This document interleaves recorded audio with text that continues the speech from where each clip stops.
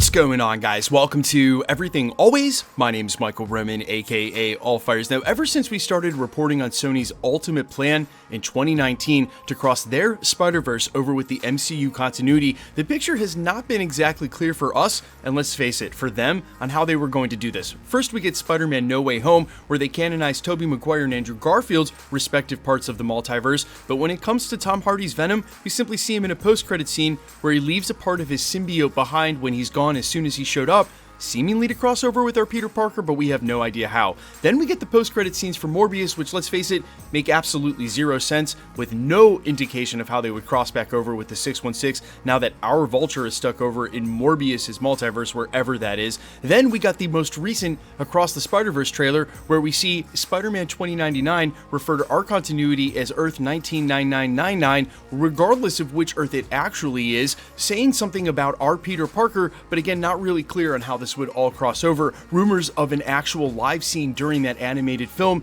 seem to imply that's one way they're going to canonize the universe, but today we have a bombshell dropping, and from one of our most trusted industry insider sources on what's coming up in Venom 3 that's going to cross it over with the 616 and in a major way. That's right, characters that are already from our main continuity, or should I say just outside it in the TVA, showing up in Venom 3. We're breaking it all down, but first, I want to tell you about my friends over at comicbookdirect.com. They are a brand new website that's really putting the ease of buying comic books all in one place. You can go there and get the one-offs you need. They work with all the major distributors, including Marvel, but the major feature, and especially for me, is that if you're in the middle of a run, you can go ahead and subscribe and get those books delivered to you weekly, which makes it easier than ever, especially in the modern day of Marvel, to keep up with these stories. You can go ahead and pay in advance, get a bigger discount, or just pay as you go, and if you act now, for the next 100 people who sign up below, you're going to get 20% off. That link is down in the description. Again, that's comicbookdirect.com, the easiest place to get everything from figures, mangas, collectibles, and especially the comics you want. Okay, so first up, this comes from Daniel RPK. That's Daniel Rickman over on his Patreon, and as far as sources go and tiers for those sources, he is the most trusted of industry trades. He only reports on stuff that ends up becoming confirmed, and especially over the last 2 or 3 years, he's batting 1,000. So I regard him in the same sort of reverence that I give Deadline or The Hollywood Reporter. He has dropped today that Owen Wilson is in talks to join Venom 3. Now, specifically, he didn't say as Mobius, but guys, let's imagine in a world where Sony is desperately trying to canonize their Spider-Verse in relation to the MCU, they're not going to go and cast Owen Wilson in some random role in this film that's not him as Mobius, especially while we're in the middle of the multiverse saga. No, Mobius and the TVA will become the ultimate conduit, again, in the same way that it's going to happen in Deadpool 3 for how we're eventually going to see Tom Hardy's Venom and Morbius and Vulture all cross over for what I think is Sony's ultimate plan to have a Sinister Six and cash in on Tom Holland as their Peter Parker for that saga. Now, we had already heard slight rumors about the Venom 3 plot that really would look to take this film in a completely different direction. Apparently, something like Tom Hardy's Venom interacting with a very young Peter Parker and wanting to protect him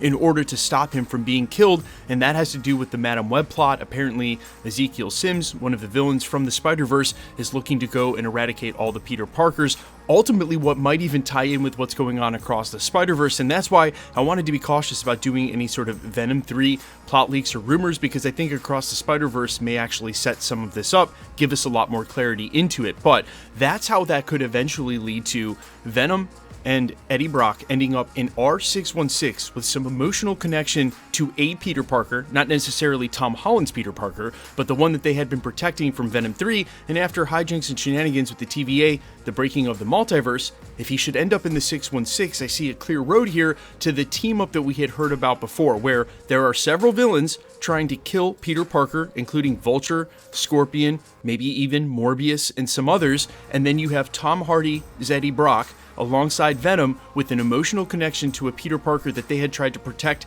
in their own continuity, finding our Tom Holland's Peter Parker and having that same sort of emotional connection. Then you have the two of them teaming up, which ultimately, as much as we want to see Venom and Spider-Man fight, and they will when they first meet in the 616, the way all superheroes and villains do, there was always a rumored plan to have these two fight side by side. And as weird as that might seem at face value, to me, I'm actually going to come out and say it. It feels like they're actually laying the pieces they need to in place for this to even make sense. And while I was the first to admit that this is a complete mess, that Sony, with all of their time to try to figure out how they were going to on-ramp these two, giving us things like Morbius post-credit scene, at least proved to me nothing had changed over at Sony, that they were just doing whatever they thought in the moment.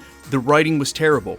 But these pieces all woven together would sort of actually make sense, and it sort of means that Venom 3 is free to do whatever they need to with the Eddie Brock and Venom symbiote dynamic and actually sort of start a connection there to Peter Parker so that they're teaming up, as it had been rumored since day one. That was what Sony wanted to do, you know, because Tom Hardy's Eddie Brock is an anti-hero and always has been through his trilogy. It would be weird to flip him as sort of a villain. We're not going to root against him in the same way, say, we're going to root against the typical villain of maybe even like the Vulture. And while they obviously tried to make each one of these characters somewhat sympathetic with what we saw with Morbius, and the Craven upcoming film still has to fill in the blanks, as much as they've claimed, coming from the actors on set, that that's the kind of Craven film we want to see, which to me teases a Peter Parker. They're setting all of these guys up for us to be able to try to sympathize with them. That's why it might be odd to sort of turn them into villains, but eventually this will be their Sinister Six, and instead of having Venom on that team trying to kill Peter Parker, you would actually get the team up between Venom and Spider-Man, again, that Sony's been trying to do since basically day one. You have Tom Hardy's Eddie Brock and Venom making $1 billion. You got Tom Holland's Peter Parker making $1 billion. Put together them in a film, team them up, and safely you'll make another $1 billion, which at this point used to be the safe mark for Marvel, but doesn't feel like $1 billion is automatic anymore, especially with what just happened with Ant-Man and the Wasp: Quantumania. Regardless of how much of us like the film, in spite of its flaws, guys, Ant-Man and the Wasp: Quantumania lost money. It only made just enough that after it split half the money with the theaters, the way that it goes, they lost tens of millions of dollars on that film. They didn't make $1 billion, they lost tens of millions. Guys, let me know all your thoughts down below quickly. Let's jump into the giveaway stuff before I let you go. We are still giving away a PlayStation 5. The next milestone is Guardians of the Galaxy, just about a week away. It is super simple to be entered to win, and we are about to hit the next giveaway. All you got to do is be a subscriber, leave a comment on this video, because it's truly random. The more videos you comment on, the better chance you have of winning. The best way to keep up with the content has always been to hit the notification bell with all notifications turned on, and as always, if you like today's video, I'd appreciate it if you'd hit the like button. My name's Michael Roman. You can find me a couple of places, Instagram and Twitter at IamFires. You can also find me on all musical platforms under the name Allfires. I released a new EP. It went live earlier this week on Tuesday and actually sat in the top 50 alternative albums in the country this entire week thanks to you guys. If you want to continue to support me, go ahead and stream the Make an Entrance EP on all platforms or pick it up on iTunes and Amazon. There'll be a link down in the comments. All right, I love you guys. I'll see you in the next one. Peace.